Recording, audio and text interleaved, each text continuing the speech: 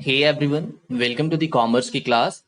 This is the third video of SYJC's 12th Organization of Commerce and Management's first chapter, that is Principles of Management. In the last lecture, we have covered the significance of the principles of management and nature of principles of management along with its basic concept. So in this video, we will see the 14 principles of management. हम लोग देखेंगे कि Henry Fayol ने जो 14 principles दिए हैं management के वो क्या है, क्यों वो प्रिंसिपल्स इंपॉर्टेंट है और उनकी क्या इंपॉर्टेंस है और वो क्यों यूजफुल है in the field of management. तो पहले थोड़ा सा देख लेते हैं हेनरी फेयोल के बारे में। लास्ट लेक्चर में भी हमने डिस्कस किया था, एक बार फिर से देख लेते हैं बिकॉज एग्जाम में अगर कभी प्रिंसिपल्स ऑफ मैनेजमेंट के बारे में क्वेश्चन आता है और डेफिनेटली एवरी ईयर आता है ये, तो ये चैप्टर और स्पेशली ये क्वेश्चन स्किप नहीं कर सकते, राइट। सो हेनरी फेयोल के बारे में थोड़ा सा देख लेते हैं, कौन है हेनरी फेयोल और इनका क्या कंट्रीब्यूशन है in the field of management. So Henry Fayol जो थे ये एक माइनिंग इंजीनियर थे और इन्होंने बहुत सारे एक्सपेरिमेंट्स और ऑब्जर्वेशंस किए थे ऑर्गेनाइजेशन में जहां पे ये वर्क करते थे, और इन्होंने अपने ऑब्जर्वेशंस और एक्सपेरिमेंट्स के बेस पे बहुत सारी चीजें फाइंड आउट करी मैनेजमेंट से रिलेटेड कि कैसे किसी काम को सही तरीके से किया जा सकता है, कैसे किसी काम को कम टाइम में अच्छे से कर सकते हैं, कैसे एम्प्लॉइज की एफिशिएंसी को इंक्रीज कर सकते हैं। तो इनके ये जो ऑब्जर्वेशंस थे ये आज भी मैनेजमेंट के फील्ड में बहुत ज्यादा यूजफुल है और हर टाइप के ऑर्गेनाइजेशन में, चाहे वो छोटी ऑर्गेनाइजेशन हो, बड़ी ऑर्गेनाइजेशन हो, चाहे वो एजुकेशनल इंस्टीट्यूशन हो, हॉस्पिटैलिटी से रिलेटेड हो, प्रोडक्शन से रिलेटेड हो, सर्विस इंडस्ट्री हो, हर जगह पे ये प्रिंसिपल्स यूजफुल होते हैं, राइट। तो हेनरी फेयोल ने एक बुक लिखी थी with the name of general and industrial administration. इस बुक में इन्होंने 14 प्रिंसिपल्स ऑफ मैनेजमेंट के बारे में डिस्कस किया था। अब ये 14 प्रिंसिपल्स ऑफ मैनेजमेंट बहुत ज्यादा इंपॉर्टेंट है और मैनेजमेंट में इनके कंट्रीब्यूशन के कारण इनको बोलते हैं फादर ऑफ मॉडर्न मैनेजमेंट। याद रखना है, एग्जाम में ऑब्जेक्टिव्स में ये क्वेश्चन हर बार पूछा जाता है कि who is known as father of modern management या फिर who is known as father of management. Fill in the blanks में भी ये कई बार आ चुका है। Henry Fayol is also known as dash, so Henry Fayol is also known as father of management और father of modern management. So ये याद रखना है, हेनरी फेयोल का नाम 1 मार्क्स के लिए गारंटीड है। सो आगे देखते हैं कि हेनरी फेयोल ने जो 14 प्रिंसिपल्स ऑफ मैनेजमेंट दिया है वो क्या है। आज के लेक्चर में हम लोग 7 प्रिंसिपल्स करेंगे एंड 7 प्रिंसिपल्स नेक्स्ट लेक्चर में।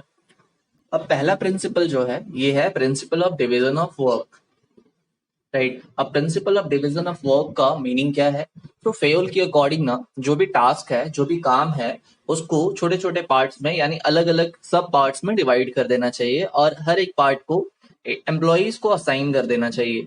यानी किसी एक ग्रुप को सारा काम नहीं देना चाहिए या फिर एक ही एम्प्लॉइज को बहुत सारा काम नहीं देना चाहिए, सभी एम्प्लॉइज में अवेलेबल टास्क को डिवाइड कर देना चाहिए। अच्छा, वर्क का डिवीजन होना चाहिए उनके स्किल्स के बेसिस पे, यानी सभी एम्प्लॉइज की स्किल्स एक जैसी नहीं होंगी, राइट। सबका इंटरेस्ट एक जैसा नहीं होगा, सबकी कैपेसिटी एक जैसी नहीं होगी। तो जो वर्क है, जो अवेलेबल टास्क है, उसको एम्प्लॉइज में प्रोपोर्शनेटली डिवाइड कर देना चाहिए उनके एक्सपीरियंस, स्किल्स, उनकी कैपेबिलिटी और इंटरेस्ट के अकॉर्डिंग। अब फेयोल के according principal of division of work का बेनिफिट क्या होगा, इससे ना एम्प्लॉइज के अंदर स्पेशलाइजेशन इंक्रीज होगा। स्पेशलाइजेशन क्यों, लेट सपोज कि एम्प्लॉइज को अगर रिपीटेडली सेम टाइप का वर्क असाइन किया जाएगा तो वो पर्टिकुलर टास्क में वो एक्सपर्ट हो जाएंगे और वो उस काम के स्पेशलाइज्ड बन जाएंगे। तो इससे क्या होगा कि जो काम है ना उसमें वेस्टेज कम होगा और रिस्क भी कम हो जाएगा।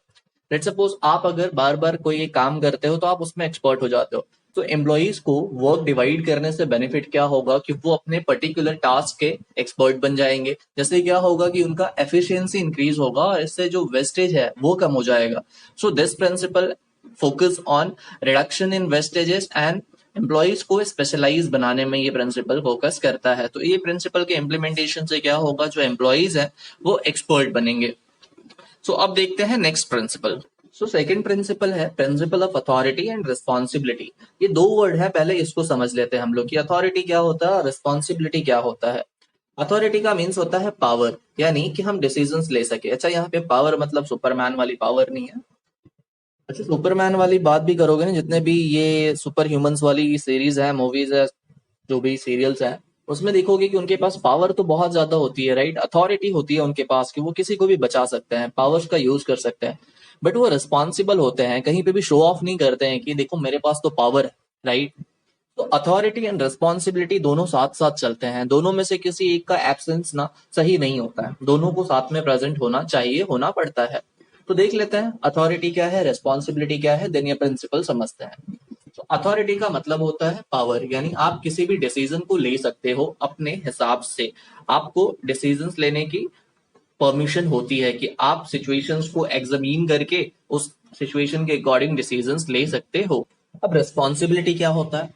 रिस्पॉन्सिबिलिटी मीन्स ना obligation to complete assigned job on time, यानी आपको जो भी काम दिया गया है आप उसे दिए हुए टाइम में कंप्लीट करोगे। ये क्या है? रिस्पॉन्सिबिलिटी है, जिम्मेदारी है, यानी आपको जो भी काम दिया गया है आप उसको सही तरीके से कंप्लीट करोगे।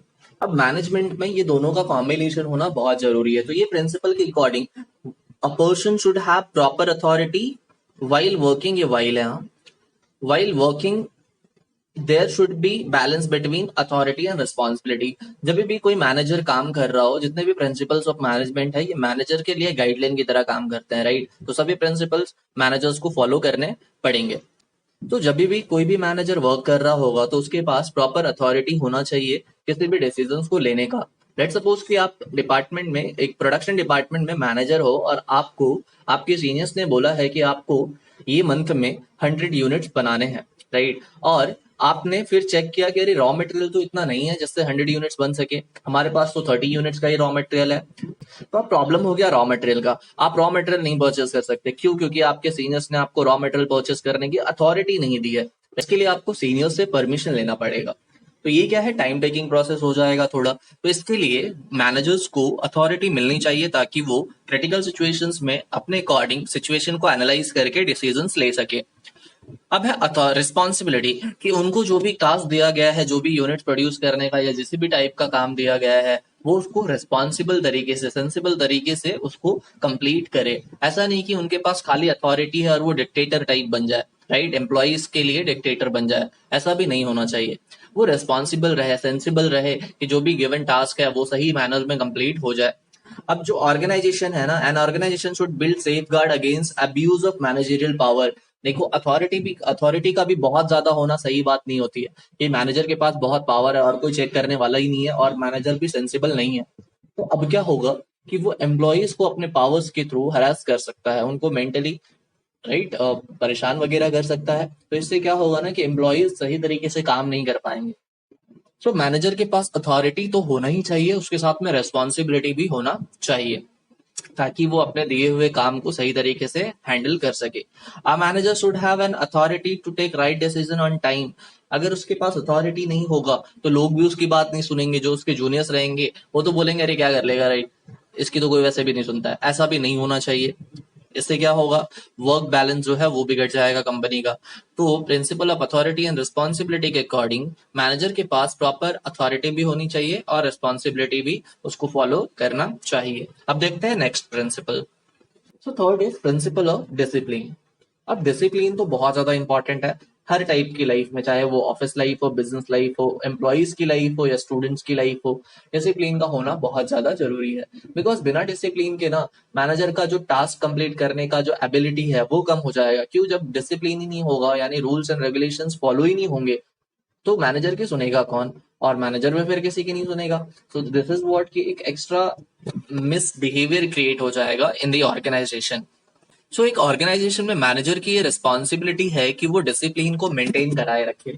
अब ये इमेज में आप देख पा रहे होगे कि ये जो लीडर है, जो लीड कर रहा है, सब इनको फॉलो कर रहे हैं, राइट। इसमें से कोई भी ऐसा नहीं है कि जो भी अलग दिख रहा हो, राइट, सब एक जैसा बिहेव कर रहे हैं। क्यों? डिसिप्लिन को फॉलो कर रहे हैं। आर्मी से बेटर डिसिप्लिन तो कहीं होता नहीं है, राइट। हर जगह पे डिसिप्लिन का होना बहुत जरूरी है। तो ये डेवलप कैसे होगा डिसिप्लिन? डिसिप्लिन तब डेवलप होगा जब मैनेजर एक लीडर की तरह सोचेगा, right.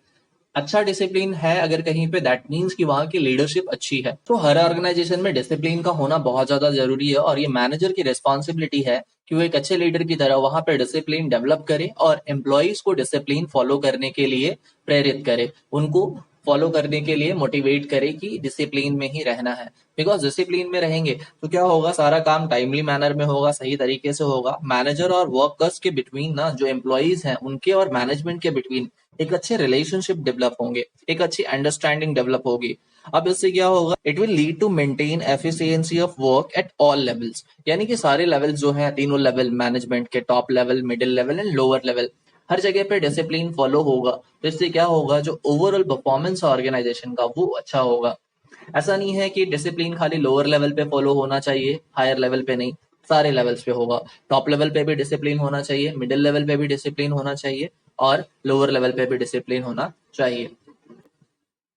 So next is fourth, principle of unity of command. Command का मतलब होता है ना, दिशा निर्देश मिलना, ऑर्डर मिलना, हुक्म मिलना, यानी आपको कहीं से काम करने के लिए ऑर्डर का मिलना। आप ऑफिस में बैठे हो, आपके बॉस ने आपको बोला कि आप ये काम कर लो, तो ये जो प्रोसेस है इसको बोलते हैं कमांड।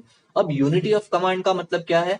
यूनिटी ऑफ कमांड का मतलब है कि एक एम्प्लॉय को, एक ग्रुप को एक ही बॉस से ऑर्डर मिलना चाहिए। लेट्स सपोज कि आप किसी ऑर्गेनाइजेशन में काम कर रहे हो, आपको आपके बॉस ने आके बोला कि आप ये काम कर लो, और दूसरे डिपार्टमेंट के मैनेजर ने भी आपको कुछ काम दे दिया, तीसरे डिपार्टमेंट के मैनेजर ने भी आपको कुछ काम दे दिया, और आप किसी को ना नहीं बोल सकते हो बिकॉज सब सीनियर लेवल, सब आपके सुपीरियर हैं, राइट। इससे क्या होगा ना, आप कंफ्यूज हो जाओगे कि आप किसका ऑर्डर फॉलो करोगे। सो ये कंफ्यूजन को टालने के लिए, ये जो कंफ्यूजन का स्टेट है किसके ऑर्डर को फॉलो करे, इसके लिए पेयोल ने एक सजेशन दिया है in the name of principle of unity of command, कि जब वहां पे कमांड की यूनिटी होगी, यानी एक ही तरफ से ऑर्डर आएगा, तो एम्प्लॉय भी कंफ्यूज नहीं होगा कि उसको किसका ऑर्डर फॉलो करना चाहिए। अब ये इमेज में देख सकते हो, ये साइड में एक एम्प्लॉय है, इसको सभी डिपार्टमेंट के मैनेजर्स ऑर्डर दे रहे हैं, थोड़ा थोड़ा करके काम करने के लिए बोल रहे हैं, क्योंकि उनको भी ऊपर से ऑर्डर आया है, तो सबने मिलके इसी को टारगेट दे दिया है कि राइट आप काम करो। अब ये किसका किसका ऑर्डर फॉलो करेगा, ये तो कंफ्यूज हो जाएगा, राइट, काम छोड़ के भाग जाएगा ये। सो ऐसे सिचुएशन को अवॉइड करने के लिए ये प्रिंसिपल हेल्प करता है कि वन पर्सन पे वन बॉस होना चाहिए। देखो यहाँ पे क्या है, वन मैन मैनी बॉसेस, ये रॉन्ग मेथड है। यहाँ पे वन मैन वन बॉस, ये राइट मेथड है। अब देखो, एक पर्सन है जो सीनियर है, टॉप लेवल मैनेजमेंट, इसने मिडिल लेवल मैनेजमेंट को ऑर्डर्स दिए, मिडिल लेवल वालों ने अपने लोअर लेवल मैनेजमेंट को। अब देखो, इन दोनों को मिलकर सिंगल पर्सन को रिपोर्ट करना है और इनको भी सिंगल पर्सन को रिपोर्ट करना है। सो जब आपको किसी एक जगह से काम मिलेगा, तो आप उसी जगह पे रिपोर्ट करोगे, आप उन्हीं को रिपोर्ट दोगे कि आपका टास्क हुआ है या नहीं हुआ है। लेकिन आपको बहुत सारे काम मिले हैं, अलग अलग लोगों ने दिए हैं, तो आप किसको किसको बताओगे, राइट। तो ये कंफ्यूजन को अवॉइड करने के लिए, एम्प्लॉय फ्रस्ट्रेट ना हो जाए, इसके लिए ये प्रिंसिपल हेल्प करता है कि वहां पे ऑर्गेनाइजेशन में यूनिटी ऑफ कमांड होना चाहिए। यूनिटी ऑफ कमांड से क्या होगा, एम्प्लॉयज क्लियर रहेंगे कि किसका ऑर्डर फॉलो करना है। सो नेक्स्ट है fifth, principle of unity of direction. अब यूनिटी ऑफ कमांड तो हम लोगों ने देखा, कमांड का मतलब क्या था कि एक पर्सन को, एक एम्प्लॉय को एक ही बॉस से ऑर्डर मिलना चाहिए।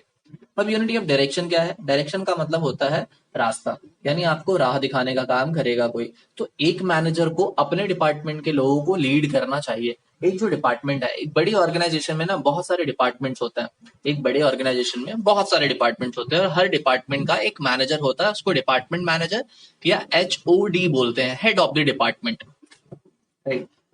या तो डिपार्टमेंट मैनेजर DM या HOD यानी हेड ऑफ डिपार्टमेंट। सो अब क्या होगा कि जो एक डिपार्टमेंट है उसका जो HOD होगा, उसका जो DM होगा, वही उस डिपार्टमेंट को डायरेक्शन देगा, यानी कैसे काम करना है, किस तरीके से काम को इम्प्लीमेंट करना है, यानी कैसे काम करना है, कौन से मेथड्स को फॉलो करना है, कौन से वे को एक्सेप्ट करना है, किसे रिजेक्ट करना है, ये सब जो टास्क है ये कोई एक ही पर्सन अपने ग्रुप को बताएगा। जैसे यहाँ पे there should be one head one plan, यानी जो एक ग्रुप है उसके लिए एक प्लान होना चाहिए, और वो जो ग्रुप का मैनेजर रहेगा वो उस प्लान को इम्प्लीमेंट करवाने की कोशिश करेगा या करवाएगा, राइट। अब इससे क्या होगा, each group in the organisation should have the same objective and the group should be directed by manager using single plan. हर ग्रुप का एक ऑब्जेक्टिव होना चाहिए, और उसी ऑब्जेक्टिव के लिए ये जो 10 लोग हैं एक ग्रुप में, इन सबको एक गोल की अचीवमेंट के लिए काम करना है। और वो गोल कौन बताएगा? वो डिपार्टमेंट का जो मैनेजर रहेगा वो। यानी सभी लोगों को अपने मैनेजर्स को फॉलो करना है, और मैनेजर्स को चाहिए कि वो सभी अपने ग्रुप के मेंबर्स को, अपने डिपार्टमेंट के मेंबर्स को सही तरीके से डायरेक्ट करे, सही तरीके से गाइड करे, ताकि वो अपने काम को सही तरीके से अचीव कर पाए। सो अब नेक्स्ट देखते हैं, sixth is principle of subordination of individual interest to general interest. अब इसका मतलब समझो, subordination of individual interest to general interest, यानी ऑर्गेनाइजेशन में इंडिविजुअल इंटरेस्ट को नहीं, जनरल इंटरेस्ट को प्रायोरिटी मिलनी चाहिए। इंडिविजुअल इंटरेस्ट मीन सभी मैनेजर्स की, एम्प्लॉइज की अपनी खुद की पर्सनल कुछ इंटेंशन होगी, सबकी पर्सनल इंटरेस्ट होता है ना, सबका इंटरेस्ट होता है कि मुझे बेनिफिट्स होने चाहिए, मुझे प्रॉफिट होना चाहिए। लेकिन यहाँ पे पर्सनल थिंग्स को आगे नहीं रखना है, यहाँ पे जनरल थिंग्स को, जनरल थिंग का मतलब है ऑर्गेनाइजेशनल गोल्स को, ऑर्गेनाइजेशनल इंटरेस्ट को, यानी जो ऑर्गेनाइजेशन है उसका प्रॉफिट पहले आना चाहिए, अपना नहीं। क्यों? ऑर्गेनाइजेशन का प्रॉफिट होगा तो ऑटोमेटिकली सबका प्रॉफिट होगा। मैनेजर्स को चाहिए कि वो अपने इंडिविजुअल गोल्स को, अपने इंडिविजुअल जो इंटरेस्ट है उसको फोकस ना करें। See, principle explains that interest of an individual must be given less importance than the interest of the whole organisation. यानी एक इंडिविजुअल की, एक मैनेजर के इंटरेस्ट को उतनी ज्यादा इंपॉर्टेंस नहीं मिलनी चाहिए जितना कि पूरे ऑर्गेनाइजेशन के इंटरेस्ट को मिलना चाहिए। हर एम्प्लॉय की ये रिस्पॉन्सिबिलिटी है कि वो ऑर्गेनाइजेशन के गोल्स के लिए काम करे, यानी ऑर्गेनाइजेशन के जो गोल्स हैं उसको अचीव करने के लिए वो काम करे। अगर ऑर्गेनाइजेशन प्रॉस्पर होगा, यानी ऑर्गेनाइजेशन ग्रो होगा, तो automatically all employees will also grow. For example ना, समझो कि गवर्नमेंट में ये बहुत ज्यादा होता है, गवर्नमेंट डिपार्टमेंट में ना जो ऑफिशियल्स होते हैं, ज्यादातर पॉलिटिशियंस होते हैं, वो जनरल इंटरेस्ट को फॉलो नहीं करते हैं। इसके लिए देखोगे गवर्नमेंट का जो काम है ना बहुत ज्यादा स्लोली होता है और बहुत ज्यादा अच्छा नहीं होता है। कई बार न्यूज में सुना होगा कि गवर्नमेंट की बनाए हुए ब्रिजेस गिर जाते हैं, कई बार तो इनॉग्रेशन यानी उद्घाटन के टाइम में ब्रिज गिर जाते हैं। क्यों? वहां पे इंडिविजुअल इंटरेस्ट को ज्यादा फोकस मिलता है। क्यों? देखोगे ज्यादातर पॉलिटिशियंस के ना जो रिलेटिव्स होते हैं, जो उनके बहुत ज्यादा क्लोज रिलेटिव्स होते हैं, वो बिजनेसमैन बन जाते हैं। क्यों? क्योंकि वो पॉलिटिशियंस के रिलेटिव्स हैं। और फिर कुछ भी प्रोजेक्ट होता है तो गवर्नमेंट के रिलेटिव्स वो टेंडर ले लेते हैं और वो काम करवाते हैं। काम होता है ठीक ठाक, राइट, ठीक ठाक। तो उससे क्या होता है कि वो काम इम्प्लीमेंट उसी तरीके से होता है जिस तरीके से वो चाहते हैं, यानी वहां पे पब्लिक का वेलफेयर नहीं होता है। गवर्नमेंट का काम क्या है कि पब्लिक के वेलफेयर के लिए, यानी पूरे कंट्री के जनरल इंटरेस्ट के लिए काम करना। लेकिन यहाँ पे आ क्या जाता है? Individual interest. तो सेम वे कंपनी में समझो कि एक प्राइवेट कंपनी है, वहां पे आप एज अ मैनेजर वर्क करते हो और कंपनी को अपने प्रोडक्ट का प्रमोशन करवाना है और आपके पास 6 ऑप्शंस है, 6-7 ऑप्शंस है। आप हर कंपनीज ने आपको अलग अलग प्राइस रेशियो दिया है कि हम इतने अमाउंट में आपके प्रोडक्ट का अच्छा प्रमोशन कर देंगे। लेकिन आपको एक नया प्रमोशन मिलता है जो कि आपके किसी रिलेटिव का या फ्रेंड का है और वो बोलता है कि देख भाई, तू अगर मेरे से करवाएगा तो 50% प्रॉफिट मैं तेरे को दे दूंगा। तो अब होगा क्या? आप वो बाकी के 6 को खराब बता दोगे और अपने फ्रेंड वाले, पहचान वाले की कंपनी को अच्छा बताओगे। तो इससे क्या होगा? आपके ऑर्गेनाइजेशन को लॉस होगा। क्यों? क्योंकि वहां पे आपका पर्सनल बेनिफिट हो रहा है, कंपनी का बेनिफिट नहीं हो रहा है। सो दिस इज व्हाट कि कंपनी में इस प्रिंसिपल के अकॉर्डिंग इंडिविजुअल इंटरेस्ट को प्रायोरिटी नहीं मिलना चाहिए ऑन जनरल इंटरेस्ट। हमेशा ऑर्गेनाइजेशन के इंटरेस्ट को वैल्यू मिलनी चाहिए। सो अब नेक्स्ट देखते हैं 7th प्रिंसिपल ऑफ रेम्यूनरेशन। अब ये प्रिंसिपल ऑफ रेम्यूनरेशन क्या है ये देखते हैं। रेम्यूनरेशन का मीन्स होता है पेमेंट, यानी कि पैसा, राइट।